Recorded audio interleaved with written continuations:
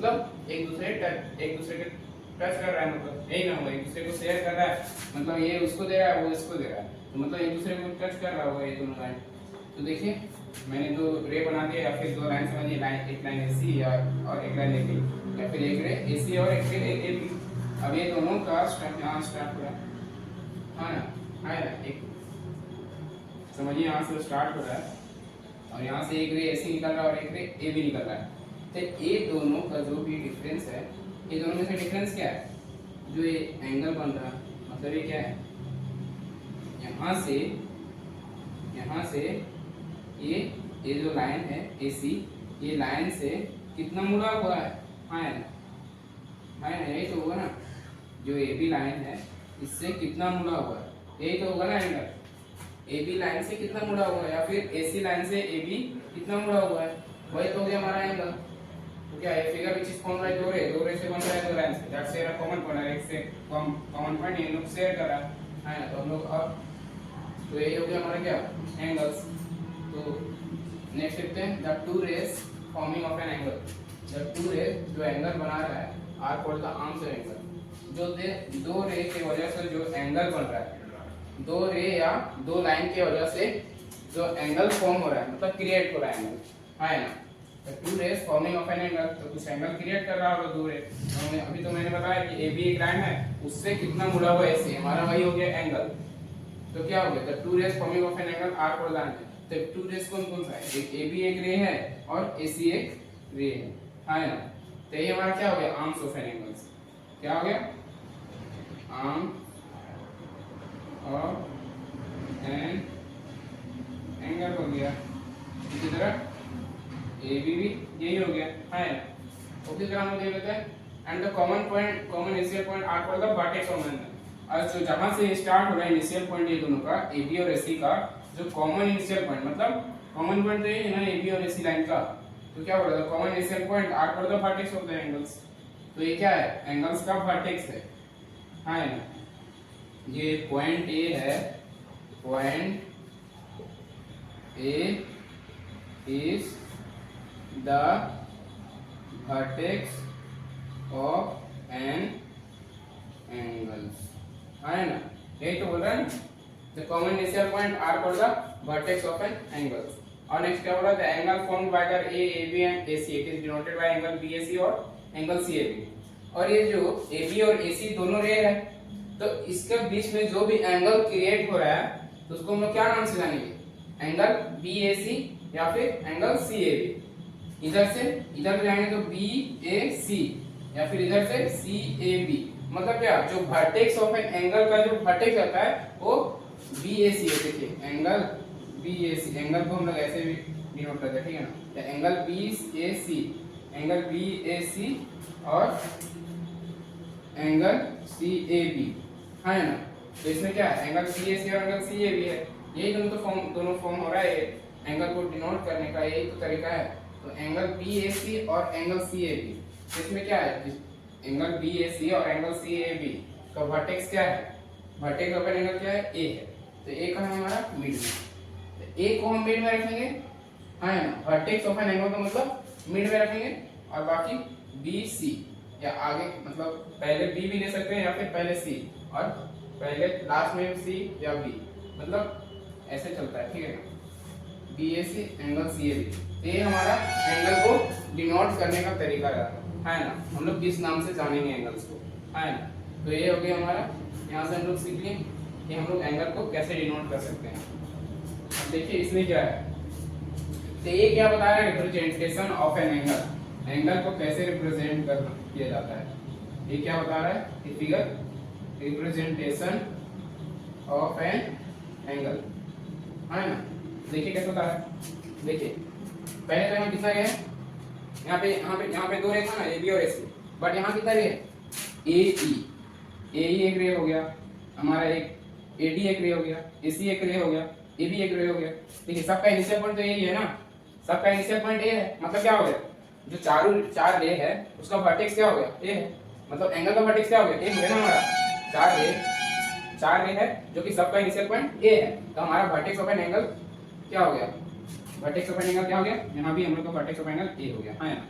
यहाँ vertex of angle हो गया ए, वर्टेक्स ऑफ एंगल है ना। अब हम लोग और कुछ जान लेते हैं। तो देखिए यहाँ 4 रे है, तो 4 रे का एक दूसरे के बीच में एंगल बन रहा होगा, क्योंकि देखिए एक ए बी लाइन यहाँ पे है, ए बी रे, और फिर ए सी रे, ए डी रे, ए रे, इन लोग चारों के बीच में एक दूसरे के बीच में एंगल क्रिएट हो रहा होगा, क्योंकि ए बी एक रे है तो उससे ए सी कितना मुड़ा, तो वहाँ एक एंगल बन रहा होगा। ए बी से ए डी कितना मुड़ा, ए बी से ए डी इतना मुड़ा, और ए बी से ए ई कितना मुड़ा, तो इतना मुड़ा, ए बी से ए ई इतना मुड़ा है ना। और फिर क्या देख सकते हैं, फिर हम लोग एक ले सकते हैं सी है ना।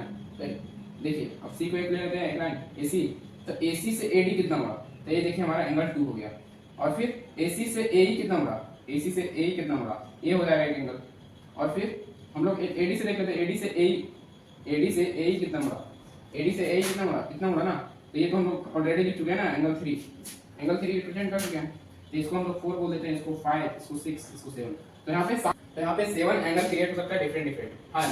तो इसी तरह हम लोग और एक्सरसाइज में जाके क्वेश्चन से और अच्छा से डिस्कस करेंगे। अगर कुछ और टॉपिक है एंगल में, उसको हम लोग पहले डिस्कस कर लेते हैं हाँ ना। इसको आप लोग अच्छे से समझिए और इसको नोट कीजिए।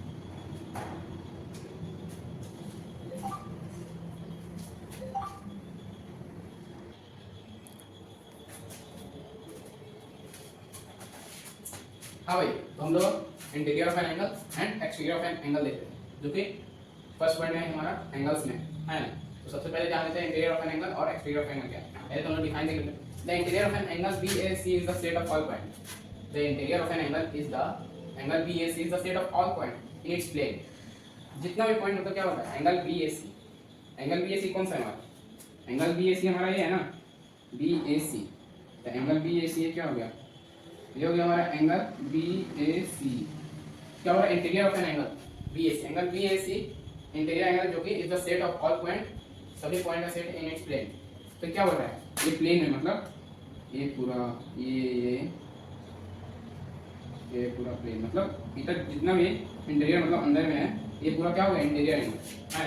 The set of all point which lie on the same side of AB, AB के सेम साइड HC, मतलब AB के सेम साइड C के तरफ है ना, AB के साइड से C के तरफ, मतलब AB से C के तरफ, और क्या बोल रहा है and also on the same side of AC और AC से B के तरफ, AC से B के तरफ जहां तक भी हो रहा है वो अपना इंटीरियर एंगल है। मतलब क्या हो गया हमारा ये इंटीरियर एंगल हो गया, जो हम लोग पहले डिस्कस कर रहे थे एंगल के बारे में, वो था हमारा इंटीरियर एंगल। अब एक्सटीरियर एंगल क्या है, इंटीरियर एंगल तो पूरा इसमें हो गया है ना, जो हम ऐसे डायरेक्ट कर सकते पूरा बता दें, इंटीरियर एंगल पूरा यही हो गया है ना। तो ये हमारा क्या हो गया इंटीरियर एंगल। हम लोग एक्सटीरियर एंगल देख सकते हैं। Exterior of an angle BAC is the set of all points which do not lie on the angle of its interior. मतलब क्या, एंगल ऑफ इंटीरियर मतलब इंटीरियर एंगल में लाई नहीं कर रहा होगा, वैसा पॉइंट प्लेन में, वैसा पॉइंट जैसे कि हम यहाँ ड्रॉ कर लेते हैं ऐसे है ना, और हम लोग ये भी ड्रॉ कर लेते हैं। अब क्या बोल रहा है interior angle this do not lie on the angle of it interior, मतलब ये क्या है एंगल ऑफ इट इंटीरियर है, तो इसमें लाई नहीं कर रहा होगा। The exterior of an angle BAC जो एक्सटीरियर एंगल का एक्सटीरियर BAC जो कि set of all points plane, ये प्लेन में जो सेट है set of all points in plane do not lie on the angle of interior, मतलब क्या इसमें नहीं लाई कर रहा होगा इंटीरियर एंगल, मतलब क्या यहाँ पे नहीं लाई कर रहा, बाकी बाहर भी कहीं भी होगा है ना। तो हम लोग इधर देख लेते हैं। अब बाहर मतलब क्या हो गया, इधर एंगल होता है पूरा, ये होता है अपना 360 डिग्री। आगे हम अच्छा देखने लगेंगे, आप लोग पिछला क्लास में पढ़ेंगे, देखिए एंगल होता है पूरा 360 हाँ। तो ये क्या हो गया इंटीरियर एंगल तो हमारा ये है, इंटीरियर एंगल तो हमारा ये है। एक्सटीरियर एंगल क्या हो गया, एक्सटीरियर एंगल जितना भी बाहर है ऐसे ऐसे ऐसे बन रहा होगा, ऐसे ऐसे ऐसे ऐसे, मतलब इंटीरियर एंगल जितना भी उसको छोड़ दें तो बाकी जितना भी बाहर बच रहा है वो क्या हो गया एक्सटीरियर ऑफ एन एंगल। तो एक ऐसे हो गया, ऐसे ऐसे, मतलब यहाँ से स्टार्ट करें तो यहाँ तक एक्सटीरियर एंगल होगा हमारा हाँ, यही तो होगा। जैसे कि एक और बना दें, ये इंटीरियर एंगल अपना हो गया, तो एक्सटीरियर एंगल क्या हो गया, एक्सटीरियर एंगल पूरा ये हो गया अपना है ना। ये अपना ब्लू मार्कर से जो किए हैं वो, जो ब्लू इंक से हम लोग किए हैं वो अपना इंटीरियर एंगल, रेड इंक से जो किए हैं वो अपना एक्सटीरियर एंगल हो गया पूरा है। तो इंटीरियर एंगल और एक्सटीरियर एंगल ये डिफरेंस है ना, जो कि आप लोग को अच्छे से समझ में आ गया। फिर तो हम नेक्स्ट पॉइंट देख लेते हैं 10.1। हाँ भाई, तो हम लोग अब नेक्स्ट पॉइंट देख लेते हैं मेजर ऑफ एन एंगल में, एंगल मेजर एक्सियम है ना। 10.2 major of an angle. First point था हमारा एंगल्स एंड सेकंड पॉइंट है क्या, major of an angle. Angles को हम कैसे मापते हैं, एंगल का माप है ना। तो एंगल का माप कैसे होता है, जैसे एक हमने बना दिया एक एंगल है, लेट सपोज एक्स डिग्री है एंगल्स, ये हो गया बी ए सी, तो हमारा angle B A C equal to क्या हो गया, एक्स डिग्री। तो एंगल को मापते कैसे हैं, सपोज दैट ये एक्स डिग्री और हमको पता ही नहीं है ना एक्स डिग्री, तो एंगल इसको हम लोग मापना है तो हम लोग प्रोटेक्टर मिलाना पड़ता है, और हम लोग प्रोटेक्टर से डायरेक्ट हम लोग इसको माप सकते हैं कितना एंगल का है, तो हम लोग को पता चलेगा कि एक्स डिग्री, सपोज दैट हम लोग एक्स डिग्री माने हैं, है ना, बी ए सी या फिर एंगल सी ए बी। हम लोग एंगल को कैसे डिनोट करते हैं, एंगल तो हम लोग हर बार ऐसे नहीं लिख सकते एंगल बी ए सी, इसलिए हम लोग कैसे डिनोट करते हैं एंगल को, angle B A C, angle क्या हो गया, ए हो गया अपना एंगल, एंगल को हम लोग ऐसे डिनोट करते हैं, है ना। तो ठीक है, तो मेजर ऑफ एन एंगल में हम लोग सबसे पहले देख लेते हैं एंगल मेजर एक्सियम्स क्या है। तो every angle has a measure, प्रत्येक एंगल के पास कुछ माप होता है, every angle has a measure, the unit of angle measure is a standard angle, angle का जो यूनिट होता है एंगल मापने का, एंगल मेजर है उसका जो यूनिट होता है स्टैंडर्ड एंगल होता है, उसको हम क्या बोलते हैं, डिग्री। और डिग्री को हम लोग कैसे डिनोट करते हैं, the measure of an angle in degree is a real number lying between 0 degree and 80 degree होता है। हम लोग डिग्री को कैसे डिनोट करते हैं, लेट्स सपोज एक्स डिग्री बोले ना, एक्स डिग्री, तो हमारा ये क्या हो गया डिग्री, ये दो बिंदु है ऐसे, ये हो गया डिग्री को डिनोट करता है ना, ये डिग्री को डिनोट करता है, जैसे कि यहाँ पे 0 डिग्री और 180 डिग्री, ऐसे पॉइंट भी बिंदु भी दे सकते हैं, ऐसा कोई दिक्कत नहीं है। तो हम लोग क्या बोल सकते हैं, 0 degree and 80 degree, the measure of an angle in degree is a real number lying between 0 degree and 80 degree. जो एंगल हम लोग मापते हैं जो डिग्री में होता है और जो कि वो रियल नंबर होता है, रियल नंबर समझते हैं, हाँ, तो रियल नंबर तो आप लोग पढ़ेंगे फर्स्ट सेकंड चैप्टर में, क्लास 9 में भी होगा रियल नंबर, तो उसको भी आप लोग अच्छा से पढ़ लीजिएगा, अगर नहीं होगा तो आप, मैं उतना भी एक्सप्लेन नहीं कर सकता। तो रियल नंबर आप लोग देखिए, तो major of an angle in degree is a real number lying between 0 और 180 डिग्री के बीच में कहीं भी लाई करता है एंगल, हाँ। If the measure of angle B A C is x degree, suppose that measure of an angle, हम लोग एंगल को मापे तो हमारा क्या निकला, x degree, A B A C और ये एक्स डिग्री निकला ना। The measure of, if the measure of angle B A C है, अगर एंगल बी ए सी है जो कि एक्स डिग्री है ना, तो we do not it by angle B A C is equal to X degree. तो हम लोग कैसे लिख सकते हैं इसको, angle B A C is equal to क्या लिख सकते हैं, एक्स डिग्री, बस सिंपल है, कुछ नहीं है। एंड कुछ रिमार्क्स है उसको देख लेते हैं क्या है इसमें, 1 डिग्री जैसे बोले ना एक्स डिग्री, उसी तरह 1 डिग्री, 0 डिग्री से 180 डिग्री में 1 डिग्री आता है ना, तो 1 डिग्री हम लोग क्या बोल सकते हैं, 1 डिग्री इज इक्वल टू क्या हो सकता है, 60 मिनट होता है ना। आपको क्वेश्चंस में अगर ऐसा कुछ दिया होगा 1 डिग्री 60 मिनट, मतलब ऐसे डैश करके दिया रहेगा कुछ, या फिर मतलब वो तो क्वेश्चंस में हम लोग डिस्कस करेंगे अच्छे से। तो बस हमको यहाँ ध्यान रखना है कि 1 डिग्री के बराबर कितना होता है, 60 मिनट, मतलब 60 मिनट को हम लोग कैसे लिखें, मिनट को हम लोग कैसे लिखते हैं, मिनट को यहाँ कैसे डिनोट कर रहे हैं, ये जो है ना, ये ऊपर डैश जो मारा है ये हमारा मिनट को डिनोट कर रहा है ना। अब क्या है 1 मिनट ये हो गया ना हमारा, ये मिनट को शो कर रहा है, तो ये क्या हो गया अपना 1 मिनट। तो 1 मिनट में क्या होता है 60 सेकंड होता है, तो 60 सेकंड को हम लोग कैसे लिखेंगे, 60 लिखेंगे और फिर यहाँ पे डबल डैश मार देंगे, है ना, बस सिंपल। तो ये हमारा हुआ रिमार्क्स जो कि आप लोग को याद रखना है। हम लोग नेक्स्ट पॉइंट देखते हैं, मेजर ऑफ एन एंगल में क्या है नेक्स्ट पॉइंट हमारा, है ना, तो इसको आप लोग अच्छे से समझिए।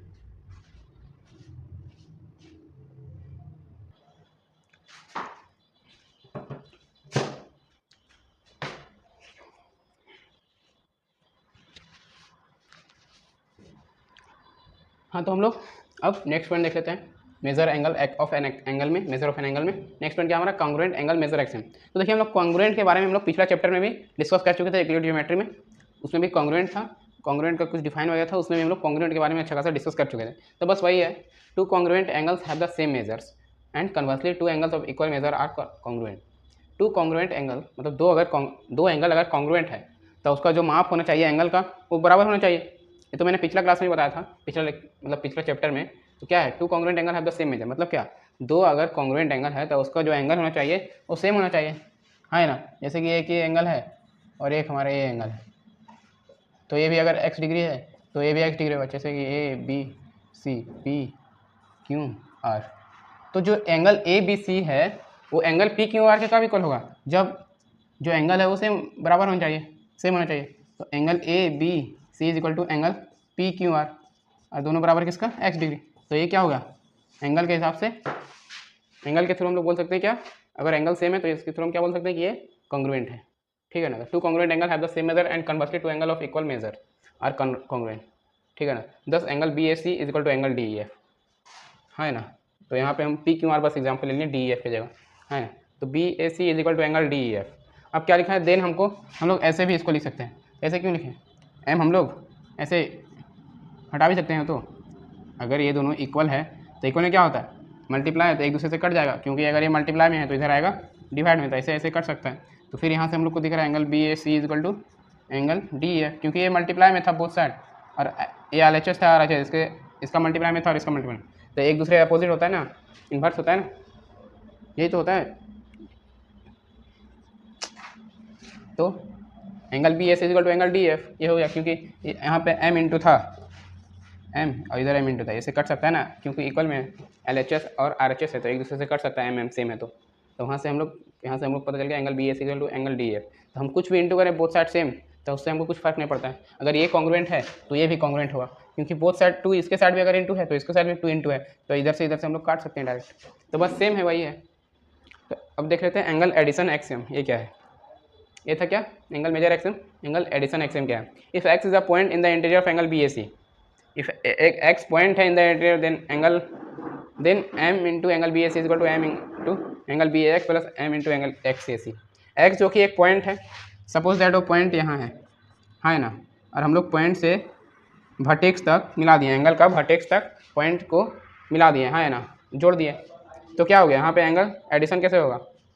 अगर देखा जाए तो एंगल बी ए सी क्या चीज़ के बराबर होगा, एंगल बी ए सी को हम क्या लिख सकते हैं, ऐसे लिख सकते हैं ना, एंगल बी ए सी के, एंगल बी ए सी क्या है, ये तो एंगल है, एंगल बी ए सी। अब इसको हम लोग और कैसे लिख सकते हैं, अगर दो डिवाइड में हम लोग कर दिए हैं एंगल को, यही एंगल के हम एक पॉइंट लेके एंगल को डिवाइड कर दिए है ना, तो ये क्या, इसका सम और इसका सम इसका बराबर होगा, क्यों नहीं होगा कि नहीं, एंगल बी ए सी जो है ये दोनों का सम ही के बराबर तो होगा।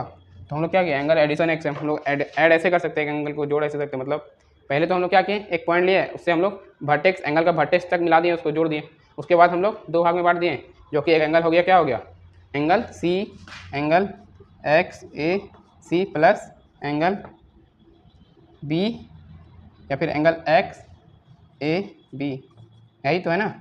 तो बस हम लोग इसको ऐसे भी लिख सकते हैं, तो ये हमारा क्या हो गया, एंगल एडिशन एक्सियम, है ना। अब बोथ साइड हम मल्टीप्लाई करते हैं तो उससे कोई फर्क नहीं पड़ता है, क्योंकि एम इधर से, ये दोनों से हम कॉमन लेके और इधर उड़ा भी सकते हैं ना, काट भी सकते हैं एक दूसरे से। तो ये हो गया हमारा मेजर ऑफ एन एंगल में कॉन्ग्रुएंट एंगल, मेजर एक्सियम और एंगल एडिशन एक्सियम्स क्या था वो हम लोग देख चुके हैं, ठीक है ना। तो अब हम लोग नेक्स्ट थर्ड पॉइंट की ओर बढ़ते हैं, जो कि हमारा टाइप्स ऑफ एंगल्स, है ना। फर्स्ट और सेकंड पॉइंट हमारा हो चुका है, जो कि फर्स्ट पॉइंट था हमारा एंगल्स एंड सेकंड था measure of an angles, and हमारा थर्ड है टाइप्स ऑफ एंगल। इसके बारे में हम लोग डिस्कस करने जा रहे हैं क्या है ना। तो ये क्या है, इसके बारे में हम लोग डिस्कस करते हैं। तो क्या बोल रहा है, in this section we shall define various type of angle. इस सेक्शन में हम लोग टाइप्स ऑफ एंगल में देखेंगे वेरियस टाइप, बहुत प्रकार का angles on the basis of their measure, मतलब माप के मेजर के बेसिस पे हम लोग बहुत सारा टाइप्स ऑफ एंगल के बारे में डिफाइन करेंगे। बहुत टाइप्स ऑफ एंगल, मतलब जितना भी टाइप्स ऑफ एंगल है उसके बारे में हम लोग डिफाइन करेंगे, and the relation of their measures with the measure of some given angle.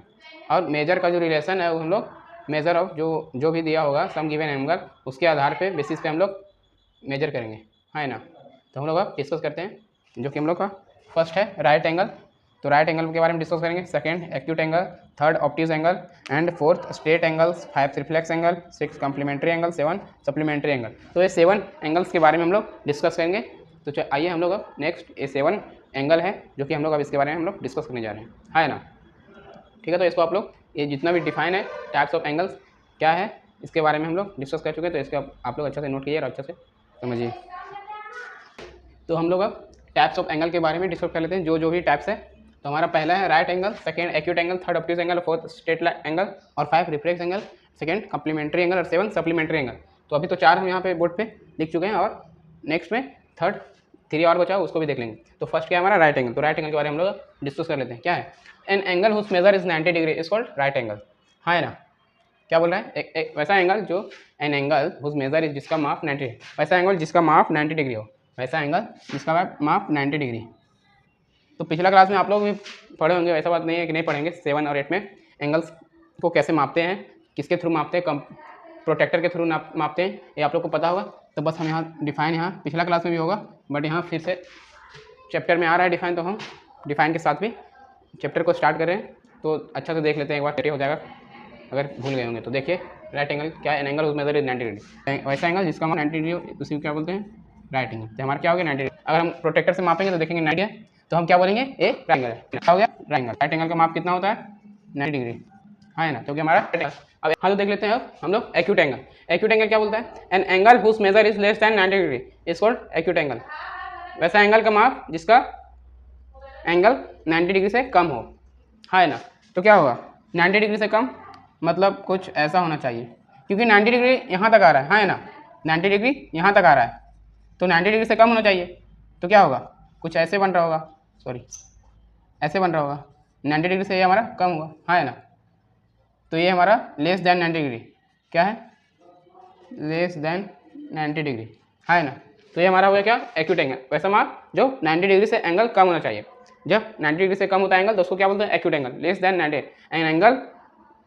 An angle whose measure is less than 90 degree is called acute angle. ये हमारा हो गया एक्यूट एंगल, है ना। तो ये हमारा एट राइट एंगल है, जिसको आप ध्यान में दिए, इसको आप ध्यान दीजिए, है ना। ऑब्ट्यूज एंगल, ऑब्ट्यूज एंगल क्या है, ऑब्ट्यूज एंगल के बारे में डिस्कस कर लेते हैं। An angle whose measure is more than 90 degree is called an sorry obtuse angle होगा। क्या बोल रहा है, an angle whose measure is more than 90 degree. अब क्या बोल रहा है, एक्यूट एंगल में लेस देन 90 डिग्री था, अब इसमें क्या होगा, more than 90 degree. Obtuse angle क्या बोलता है, मोर देन 90 डिग्री, मतलब 90 डिग्री से ज़्यादा होना चाहिए, तो उसको हम क्या बोलेंगे। तो हम लोग देख लेते हैं इसका एग्जाम्पल, कुछ ऐसे होगा, ये हमारा 90 डिग्री प्लस एक्स, मतलब कुछ एंगल होगा एक्स, और इसमें क्या होगा 90 डिग्री माइनस एक्स, है ना। तो एक्स क्या है, ये एक्स देख लेते हैं, ये एक्स क्या है, ये जो माप है ना, ये जो भी होगा एक्स, सपोज दैट x2 होगा तो हमारा 88 डिग्री हो जाएगा। उसी तरह इसमें क्या है 90 प्लस एक्स, मतलब x मतलब 90 से कुछ और ज़्यादा होना चाहिए, चाहे 90 भी ज़्यादा हो सकता है, 90 से प्लस बोल रहा है, मतलब एन एंगल उस measure is more than 90 degree, मतलब 90 से 180 डिग्री। इसका क्या है, ये कहाँ से कहाँ तक मिलाई करता है, ये 0 से 0 डिग्री टू 90 डिग्री होना चाहिए, तो उसको क्या बोलेंगे हम, मतलब लेस देन होना चाहिए, मतलब 90 से कम ही होना चाहिए। An angle whose measure is less than 90 degree से कम होना चाहिए, ठीक है ना।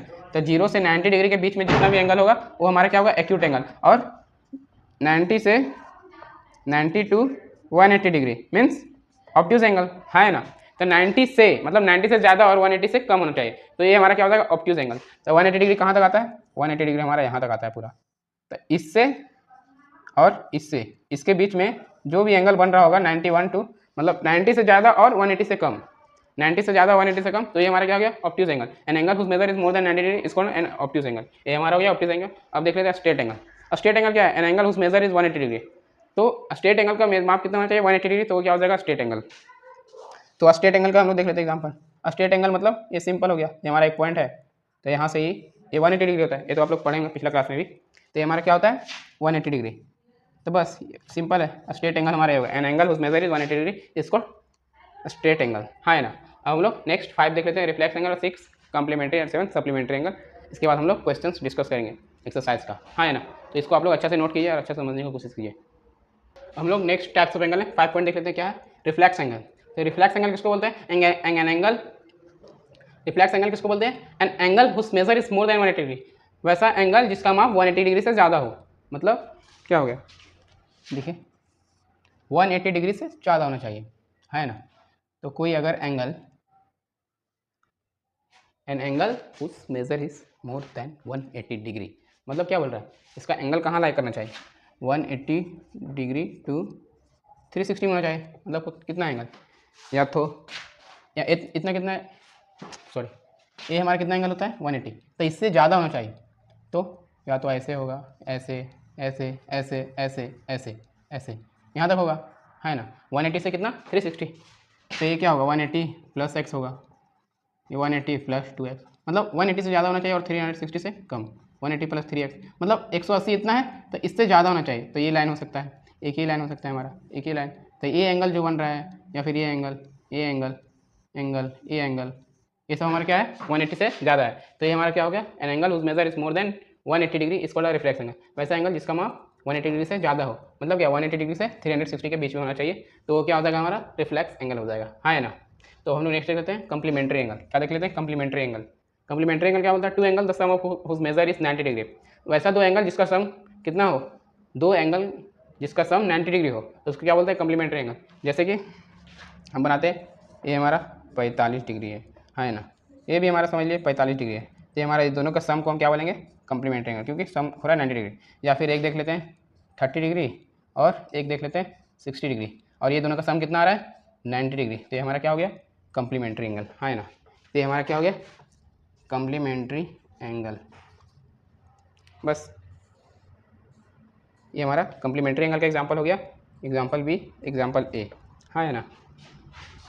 क्या एग्जांपल ए, एग्जांपल बी, ये हमारा कम्प्लीमेंट्री एंगल का एग्जांपल हो गया। अब सप्लीमेंट्री एंगल क्या है, two angle the sum of measure is 180 degree, वैसा दो एंगल जिसका सम 180 डिग्री होना चाहिए। तो इसी तरह सेम है, ये 45 था और एक 30-60 था, तो इसी तरह हम लिख सकते हैं ना, अगर दो एंगल 90 डिग्री का हो तो ये सम होता है, मतलब किसी तरह से सम दो एंगल का 180 डिग्री होना चाहिए, तो हमारा क्या हो जाएगा कम्प्लीमेंट्री सप्लीमेंट्री एंगल। देखिए ये दोनों का सम कितना आ रहा है 180 डिग्री, तो ये हो गया सप्लीमेंट्री एंगल का एग्जांपल सी। और एक और देख लेते हैं डी, जैसे कि एक हो गया 45 और एक हो गया